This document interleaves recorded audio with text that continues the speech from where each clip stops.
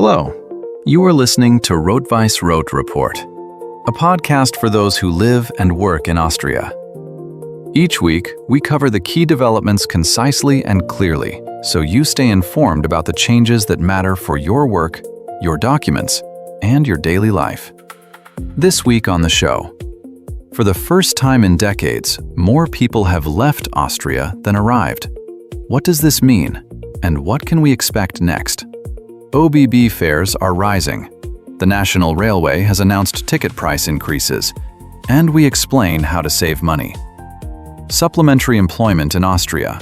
What is permitted, what is taxable, and how to avoid penalties. Digitaler Euro is drawing closer. Austria and the entire European Union have taken another step toward digital money. Will cash disappear? Vienna Airport has changed its rules. Up to 2 liters of liquids and a laptop in your bag, that is now a reality. The communists have won the elections in Graz. For Austria, this is a genuine sensation. We explain who they are and what it means. All this and more, coming up in just a moment. We begin with a story that has sent shockwaves through Austria's political landscape and has been debated across every major Austrian media outlet. Interior Minister Gerhard Karner of the OVP has announced that, for the first time in several decades, Austria has recorded negative net migration. In plain terms, in the first half of this year, more migrants left the country than arrived seeking asylum. 7,000 people departed Austria, while only 5,200 new asylum applications were filed. Karner described this as a historic turning point and a direct result of the current coalition's consistent migration policy. The minister also noted that Austria, alongside the Netherlands, Denmark, Greece, and Germany, is actively pushing for the creation of return centers for migrants outside the European Union, and aims to designate a specific third country for deportations before the end of the year. At the same time, arrangements for compulsory deportation flights to several countries are already in place, and the number of such flights in the first half of the year was record-breaking.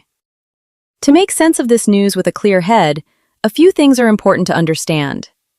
First, these figures relate exclusively to the asylum system. They do not reflect the overall movement of people.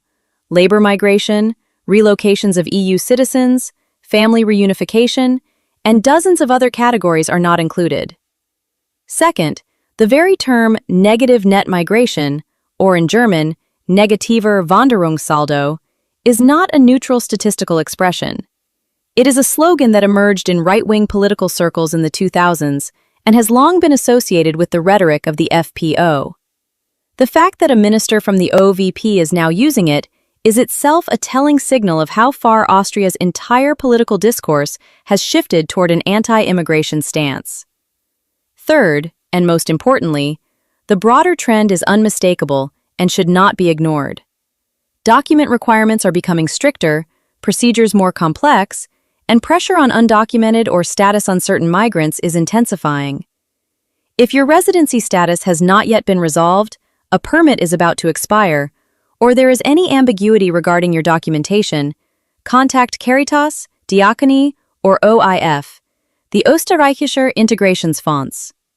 All 3 organizations offer free consultations. The worst thing you can do right now is to wait. Meanwhile, elections took place in Graz, and the results have caused quite a stir across Austria.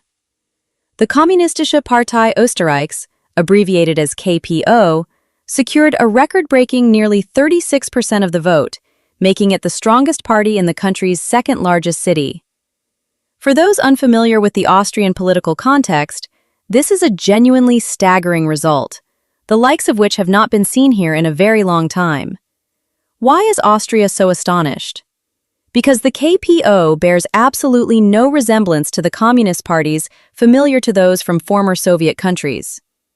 Consider this remarkable fact. For years, KPO elected representatives have been donating the bulk of their own salaries back into a party welfare fund, and using that money to personally assist residents with rent, medical costs, school supplies, and similar expenses. This approach has earned them the trust of voters struggling to make ends meet in an expensive Austrian city. What does this mean for Graz in practical terms? The party will shape the new city coalition and will exert decisive influence over housing policy, social services, and the allocation of the municipal budget. For migrants living in Graz, this could translate into a more supportive environment at city level over the coming years. The new city government is expected to strengthen affordable housing programs and social assistance. Now for a topic that concerns every family. The Ministry of Health has published alarming statistics. Last year, more than 36,000 children and adolescents under the age of 18 in Austria received at least one prescription for psychotropic medication, drugs that affect the mind and behavior.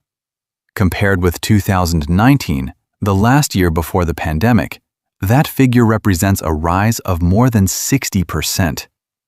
And in just 1 year, from 2024 to 2025, the number of children affected increased by a further 3,500. Where is the growth most pronounced? Above all, among those prescribed stimulants for attention deficit hyperactivity disorder, ADHS.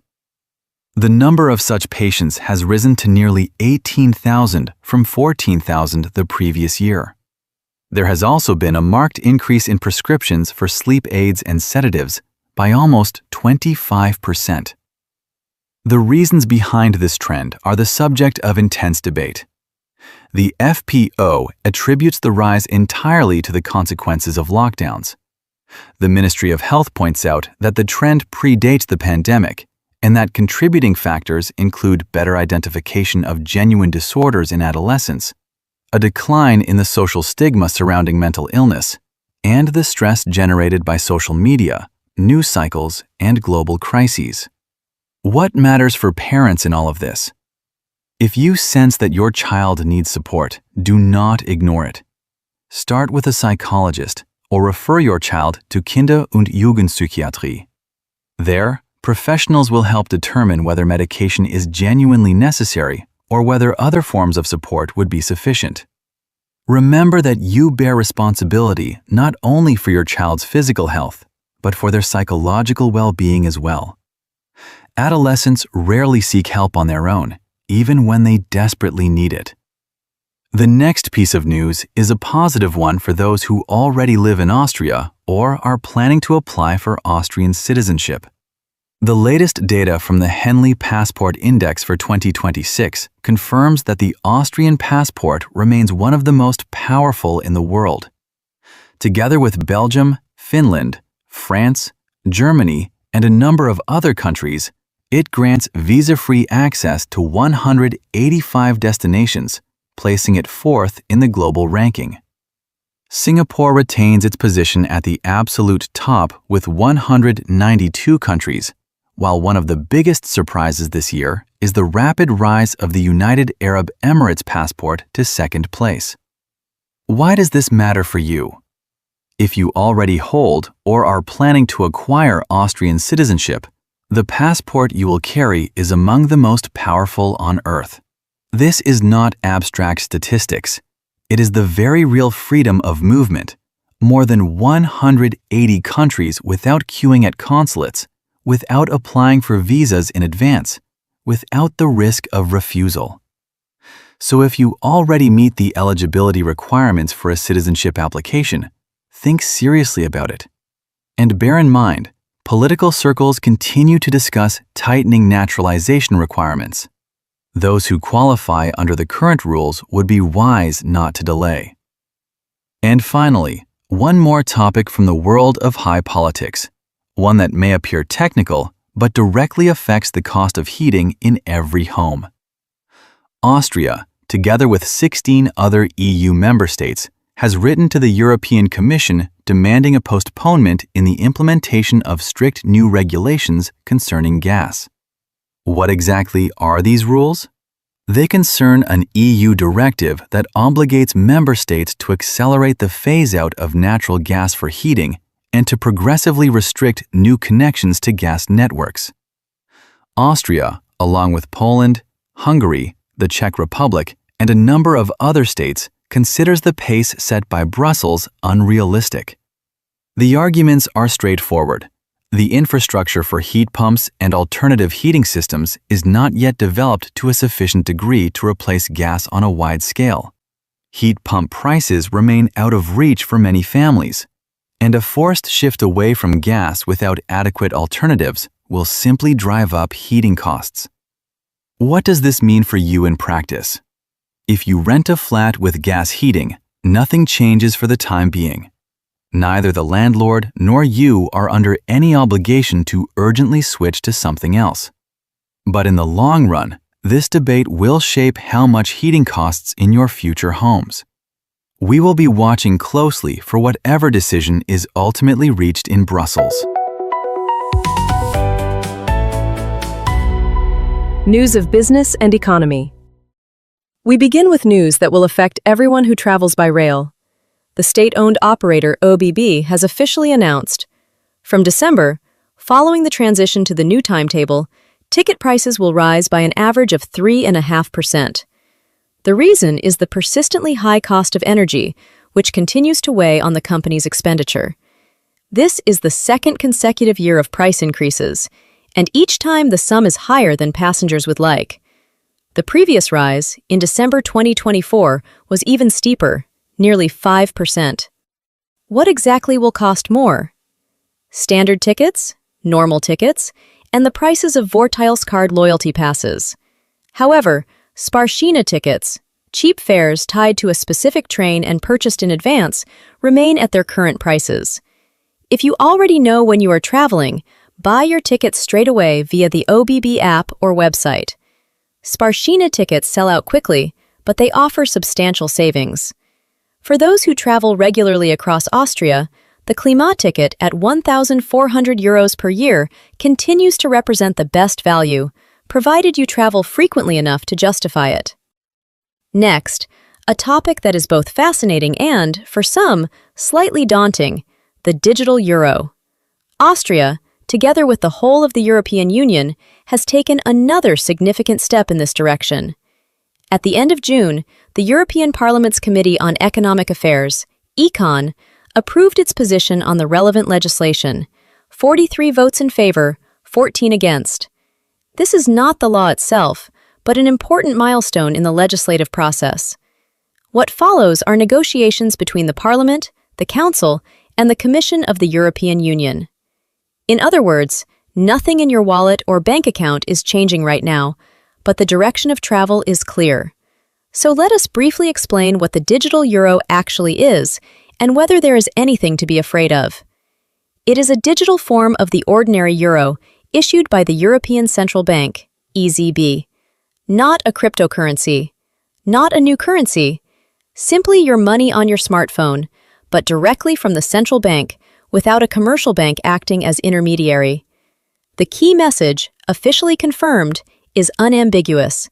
Cash is not going anywhere.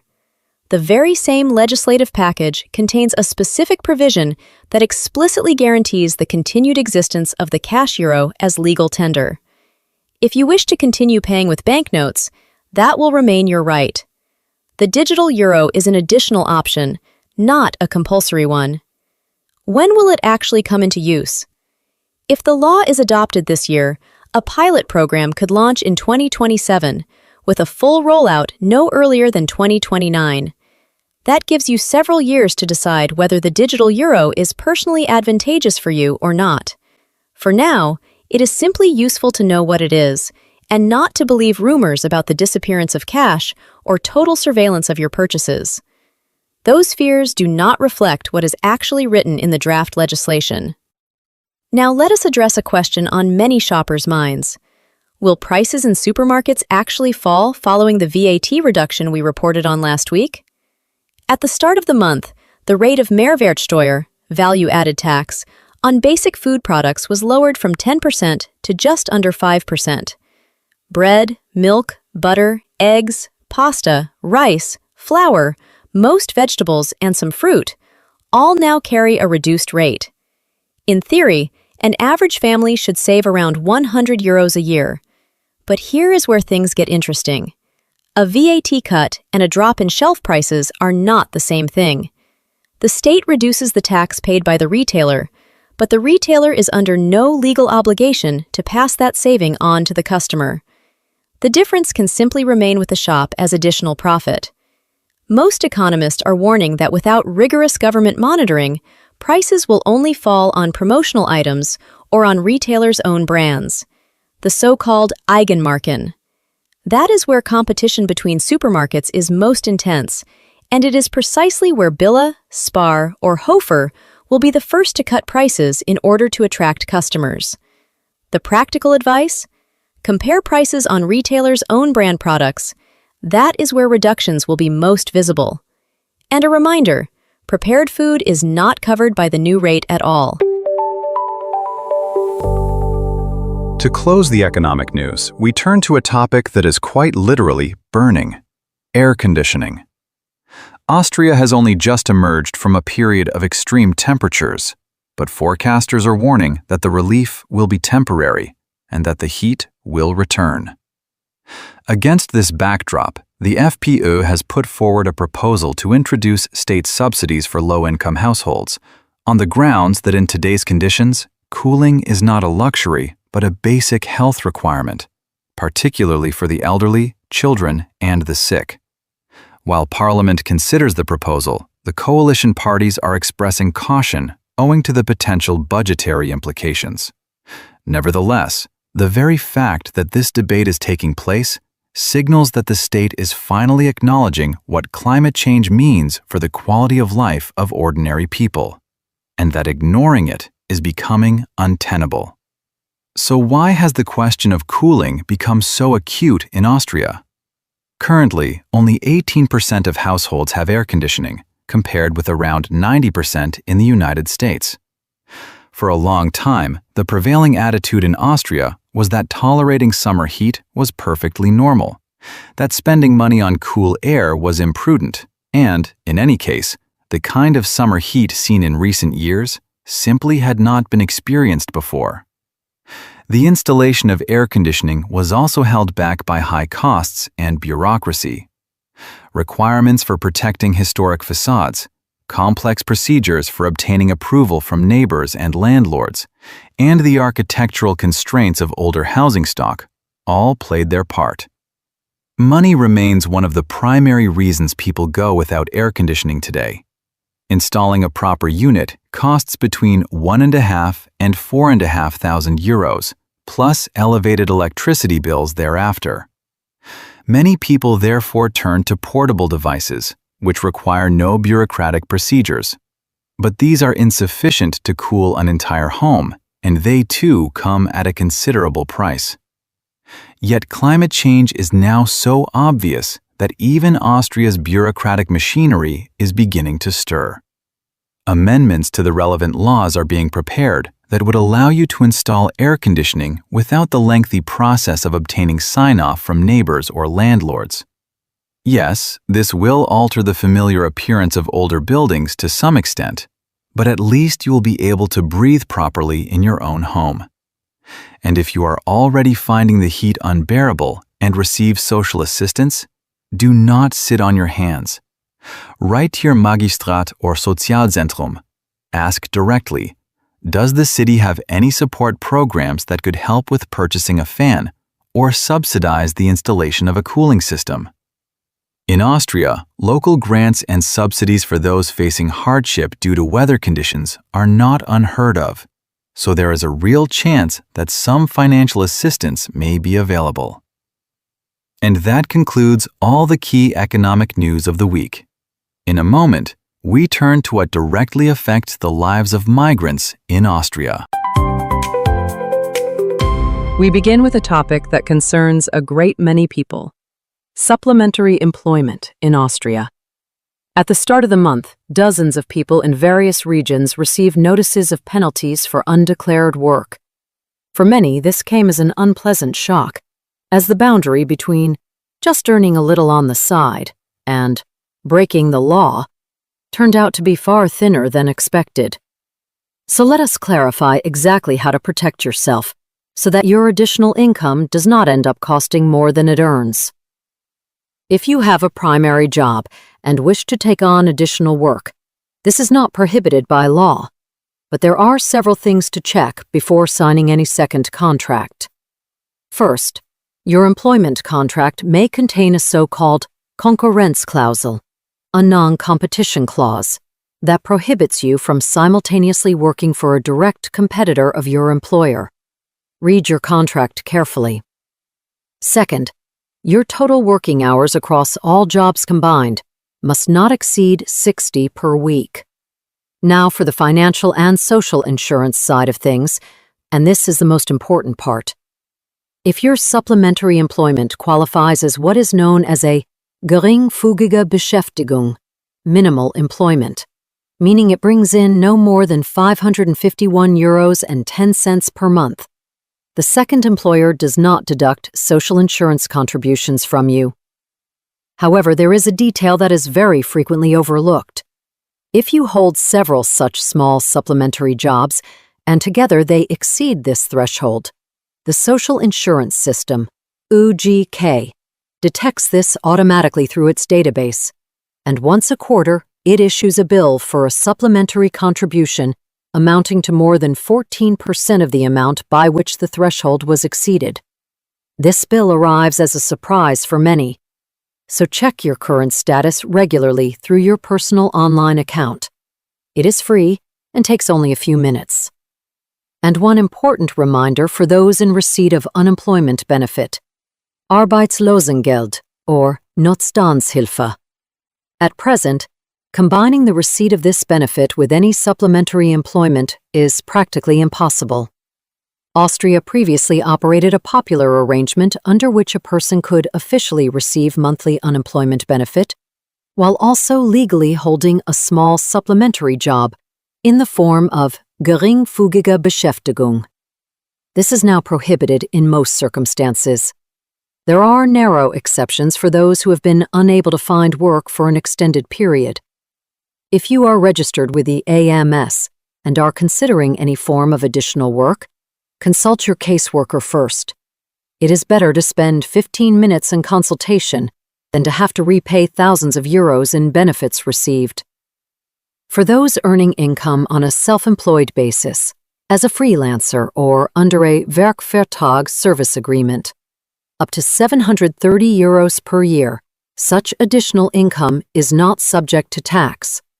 Above this threshold, you are required to file an Einkommensteuererklärung, an income tax return. It is also worth knowing the Kleinunternehmer rule. If your total income from self-employed activity does not exceed 55,000 euros per year, you are not required to charge tax on those services. Detailed information is available on the WKO website, or you can obtain a free consultation from the Arbeiterkammer. Next, an important update for single parents.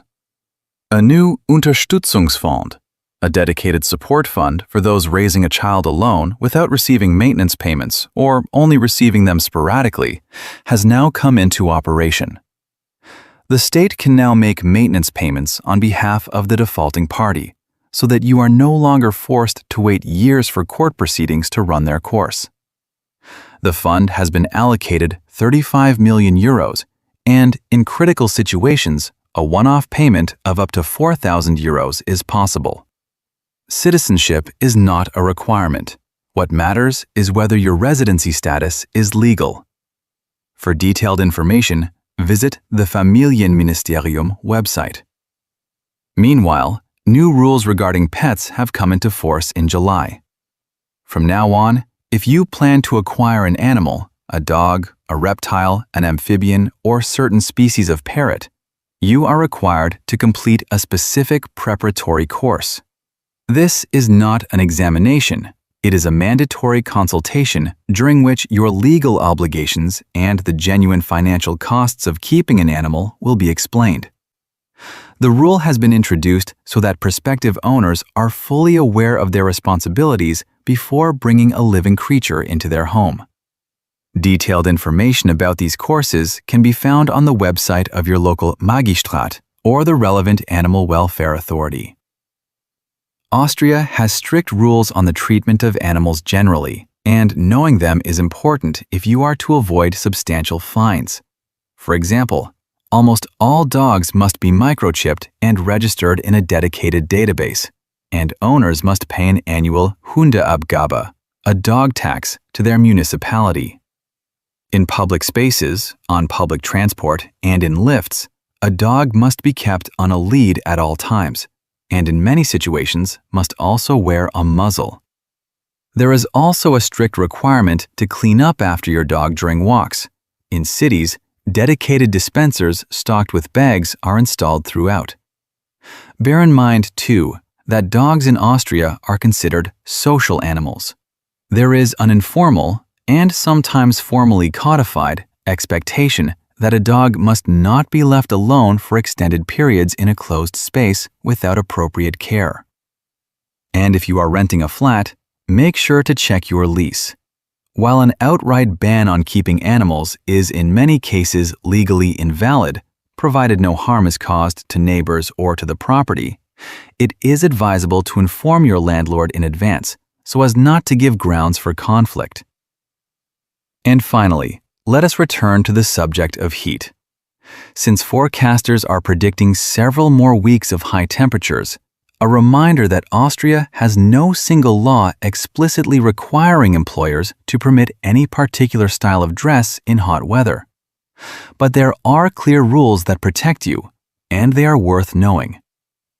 If your employer requires you to observe a dress code or wear a uniform, that employer is simultaneously obliged to ensure conditions in which doing so is possible without posing a risk to health. In other words, if you have a uniform and the temperature inside is 35 degrees, your employer is required either to provide cooling or to adjust the clothing requirements. This follows directly from Austrian occupational health and safety legislation, the Arbeitnehmerinnenschutzgesetz. If the heat makes you feel unwell, you have the right to consult a doctor and take sick leave. This cannot be grounds for dismissal or any form of disciplinary action. One further point for those working outdoors: construction workers, gardeners, couriers, street cleaners. At temperatures above 32 degrees, employers are obliged to provide an adequate supply of drinking water, shaded areas for breaks, and the ability to limit time spent in direct sunlight. If disputes arise with your employer over working conditions in hot weather, contact the Arbeiterkammer. They will quickly and free of charge explain your rights and, if necessary, help you draft a formal complaint to the relevant labor inspectorate. And that concludes all the main topics of the week relating to life in Austria. Next, we bring you news from the capital and from the regions. We begin with excellent news for everyone flying out on holiday this summer through Flughafen Wien-Schwech. The airport has completed the installation of modern CT scanners, computer tomography devices, across all terminals, investing around 25 million euros in the process. And with that has come genuinely welcome changes for passengers. You may now carry liquids in your hand luggage in containers of up to 2 liters. The 100 milliliter rule, in place across Europe since 2006 and universally despised, no longer applies at Vienna. Laptops, tablets, smartphones, and cameras no longer need to be removed from your bag at the security checkpoint. Everything stays in your backpack. The new scanner produces a 3-dimensional image that is considerably more detailed than the old X-rays. This also reduces queues at security, which is particularly welcome during the peak summer travel season. There is one caveat worth noting. These rules apply only to flights departing from Vienna. If you are returning home or connecting through another airport, the 100 milliliter rule may still be enforced there. Always check the rules of the airport from which you are departing. Also, bring thermos flasks with double walls empty. If they contain liquid, they may be held up at security, as the scanner cannot properly verify the contents of such containers. An important warning for residents and visitors to the city. If you have received a text message claiming that you urgently need to pay a parking fine, do not click anything, as this is a straightforward scam. The city of Vienna has officially confirmed it does not send notifications about fines via SMS or messaging apps. If you have genuinely committed a violation, you will receive an official letter bearing an official stamp in your postbox. The parking enforcement service operates exclusively through conventional mail. The moment you see such an SMS, delete it immediately and add the sender's number to your block list. Under no circumstances should you follow any link contained in the message, and above all, do not enter your card details, as you could lose all your savings in seconds, and recovering them afterwards is close to impossible. Dozens of cases have already been recorded in which people lost significant sums, particularly among those who have recently arrived in the capital. Check 10 times whether a paper fine has actually arrived.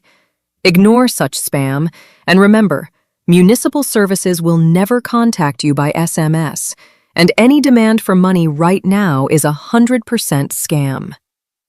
And we have an important update for everyone who drives in Vienna.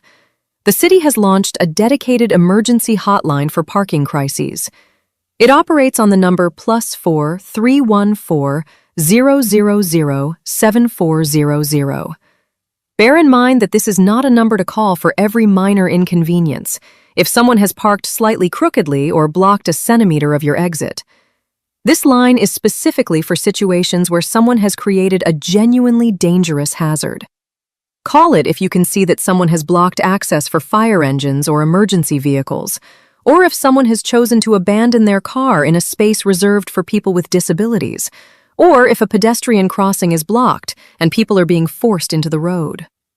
Operators are available on weekdays from 6:30 in the morning until 10 in the evening, and on weekends and public holidays from 8:30 in the morning until 10 in the evening.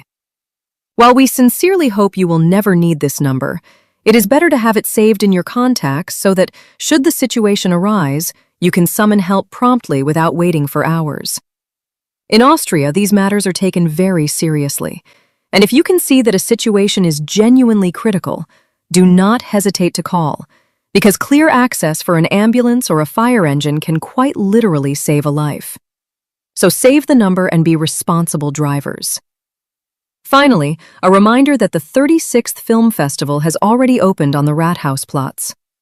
Until the beginning of September, free screenings on a large outdoor screen take place daily from 11 in the morning until midnight.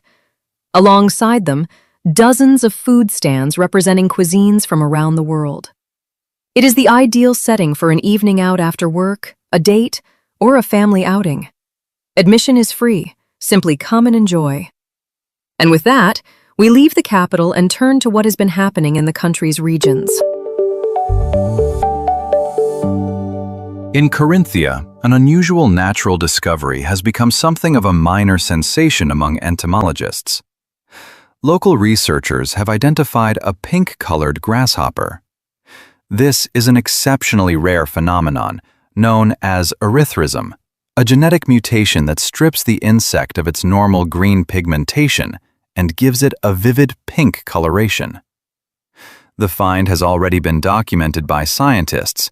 For Austria, this is a genuine rarity.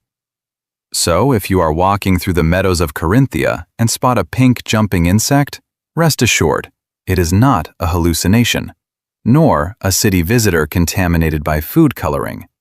It is a unique and entirely harmless resident of the natural world. In Oberösterreich, Upper Austria, a long-running and deeply principled dispute has been definitively resolved. The question of the house in the town of Braunau am Inn, where Adolf Hitler was born. The Austrian state purchased the building in 2016 to prevent it from becoming a place of pilgrimage for right-wing extremists, but for 10 years could not reach a decision on what to do with it. Various options were floated over the years: a museum, a social center, demolition, a public space. A decision has now finally been made.